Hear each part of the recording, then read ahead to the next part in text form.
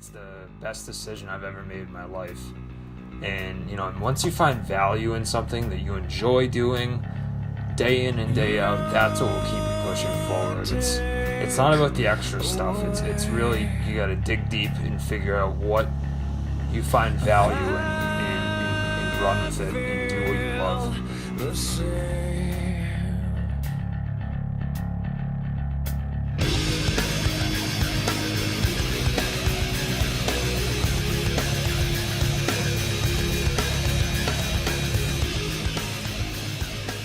What's going on, everybody? Nassim CBT Brian Lasky, making another video for you.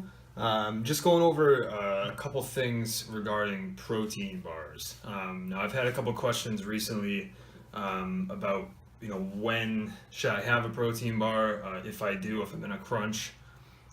Literally, what can I have as far as protein bars? Which ones are the best? Which ones should I watch for? So I have a couple up here that I bought myself.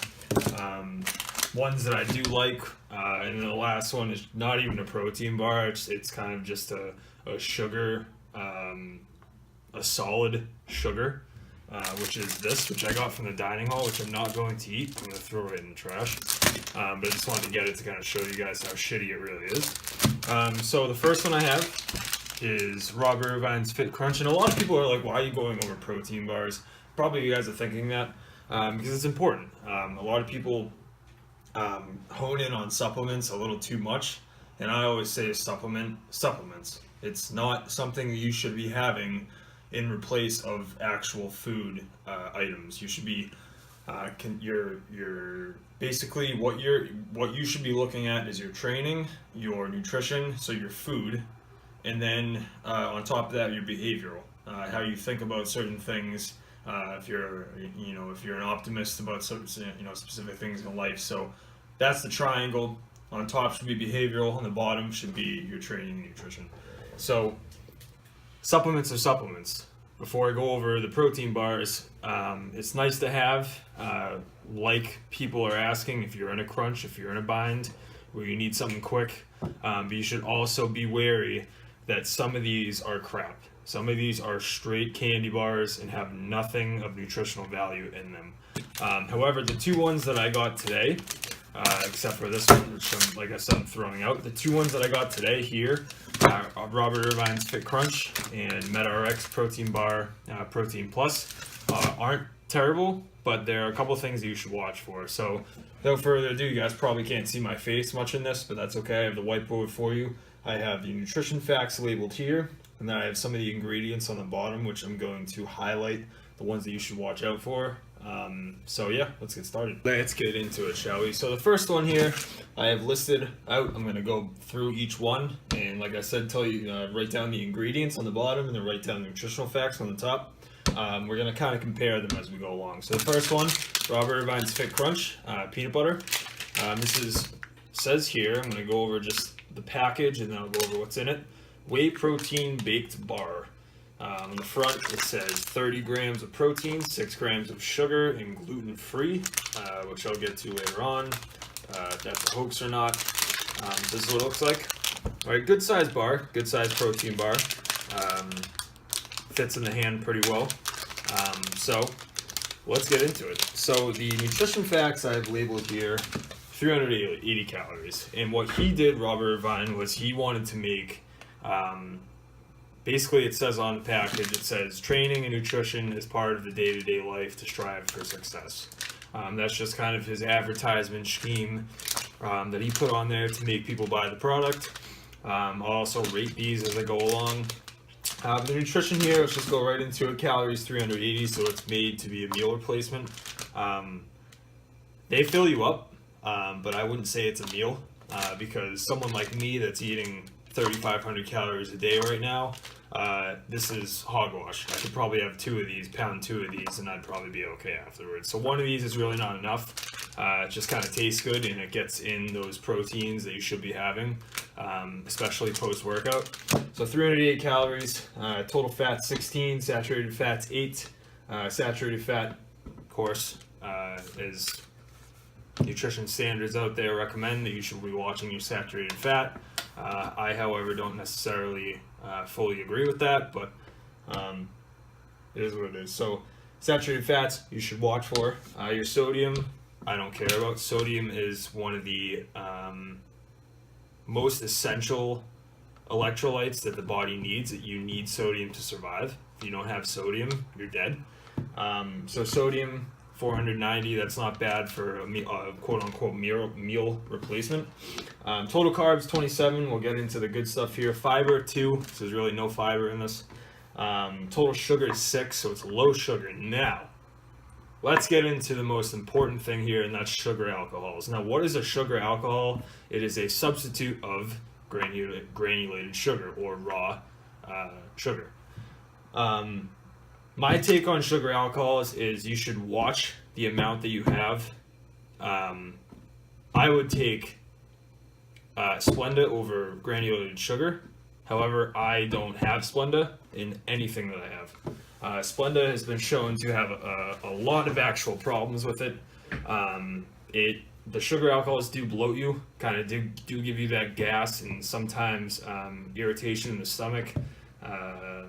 So if you have a high amount of sugar alcohols, it could just bloat you up. It could give you a little bit of gas. But other than that, they are safer than regular sugar, than raw sugar. And that's just the bottom line. I'm not promoting Splendas or anything like that. Stevia is the way to go. Stevia extract is the way to go. Say you add it to coffee or whatever. You can add MCT oil to coffee to make it a little more flavorful, which I have when I do keto. But sugar alcohol is not the worst thing in the world. Some of these are in the ingredients, obviously, on the bottom. And protein, 30 grams. So proteins, we'll get into the ingredients with this bar. Isolate, whey isolate. If you guys didn't watch my protein videos, the different kind of proteins, if you didn't watch that video, go check it out in the past. I posted that, it was a while ago, I think it was a couple of months ago. But I basically break down each type of protein, the benefits and cons of each, so that's a really good one. Make sure to check that out. But protein isolate, whey protein isolate is the best. You should have that right after you work out. They say within 30 minutes to 2 hours after you work out, that's the window. Not really sure if I buy that 100%, but that's the general recommendation, is you should have your protein source and basically your carb source right after you eat. Right after you train. Protein isolate, protein concentrate, soy protein, that's just kind of a different type of protein, plant protein. Peanuts, vegetable glycerin, that's just kind of a preservative. Vegetable oils, palm oil, and kernel oil, corn oil, whatever it is. So those are probably the oils that you don't really want to have, preferably. Then sugar, then sorbitol, and then glycerin, palm oil, maltitol. So sorbitol and maltitol are the main sugar additives or sugar alcohols that are going to be in these types of bars. The one that you should consider the most is erythritol, and that is in a drink that I have actually. That is in Buy Drinks, this bad boy. So this is a very digestive sugar alcohol to get if you're gonna have like a sugar sweetener or anything like that, is erythritol. I'll show it here. I don't know if you guys can see that, but erythritol 5 grams. This drink's really good. So that is basically a proprietary sweetener, which is the most healthy for you. But this one has sorbitol and maltitol, which is kind of a couple steps down from what you should be having. And then 2% or less of corn syrup, bad. Cocoa processed with alcohol, bad. So at least those bad ones are 2% or below in the bar. So that's a breakdown of the Fit Crunch peanut butter. This one tastes wicked good. Like I said, it does kind of bloat you, it does give you a little bit of gas. Overall, I would say, if I were to rate this, I would say it's 7 out of 10, maybe. It could be one of the favorites for me out there. But yeah, so let's get into the next one, MedRx Peanut Butter Cup. So the next one, I got MedRx Protein Plus Peanut Butter Cup. I'll go through this a little quicker, guys. Sorry, that took a little long. But this one here, they're both technically the same size, about 85 grams each. 2 and a half to 3 ounces each. So this one, outside, doesn't have a lot of like marketing slogans. It has 30 grams of protein, 2 grams of sugar, naturally flavored. I don't really know about that. We'll get into it. So 300 calories, not as much of a meal replacement. It doesn't say that really anywhere on here. So it just says protein bar. So 300 calories, 10 grams of total fat, which is lower, which is good in my perspective, because you don't want to have a ton of fat in a protein bar. You want to have carbs and protein. And from those carbs, you want to have mostly fiber. But in this case, that's not present. So 6 grams of saturated fat, 370 milligrams of sodium, which is about 120 lower. A little more carbs, 34 grams of carbs, and that comes from the total sugar alcohols, which is a lot. 2 grams of fiber, which sucks. 2 grams of sugar, which is good, very low in sugar, but also has a lot of sweeteners. Sugar alcohol is 26, so that's 10 more than the Fit Crunch. Let me tell you guys, if you have this, the gas is real. And I'm just being straight up with you. This tastes amazing because of those sugar alcohols, but the downside is it's going to give you a lot of gas. So just keep in mind of that. 30 grams of protein, same thing. With the ingredients, this is where it gets dicey. I'm listing these in primary order in sequence. So the top one is the top ingredient consists, I don't know how to say this. The top ingredient is what is the most in the bar, if that makes sense.